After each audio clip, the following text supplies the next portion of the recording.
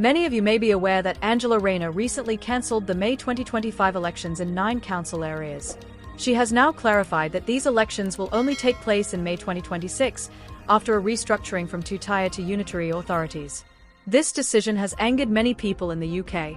Amid these reforms, UK's Rishi Sunak and Richard Tice have questioned Angela Rayner in Parliament, but unfortunately, she did not manage to address their concerns or persuade the audience. Watch as the event unfolded at the Parliament. Thank you, Madam Deputy Speaker. Given the Secretary of State's statement, can I remind her that proper functioning democracy costs money? My constituents in Great Yarmouth do not like being represented by unelected councillors, so can she give a copper-bottomed guarantee that the new Norfolk and Suffolk homunculus council will have its elections in May 26? Secretary of State.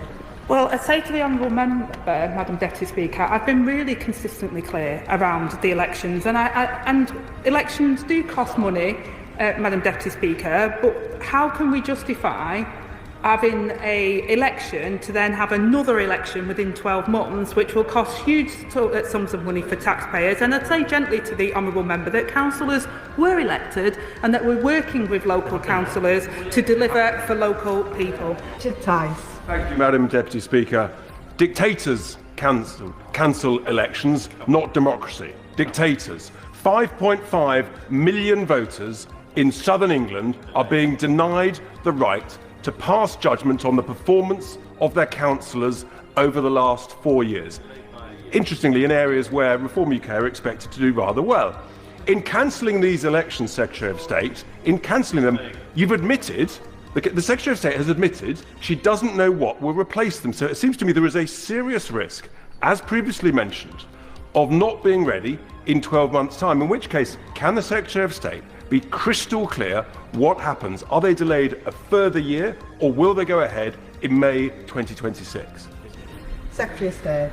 Well, Madam Deputy Speaker, just kindly, when the member talks about dictators, it's Reform leader that hasn't faced and elected to get to his leadership position, but the only one that hasn't. And I say to the honourable member as well, look, we're not cancelling election. I've been really clear on the rationale, which is not unique. It's not something that hasn't been done before. It's for reorganisation. It's for further devolution, so people in that local area will get more powers from this government, which is what we promised through our manifesto, and we will continue to deliver for people. I've got a very strict and narrow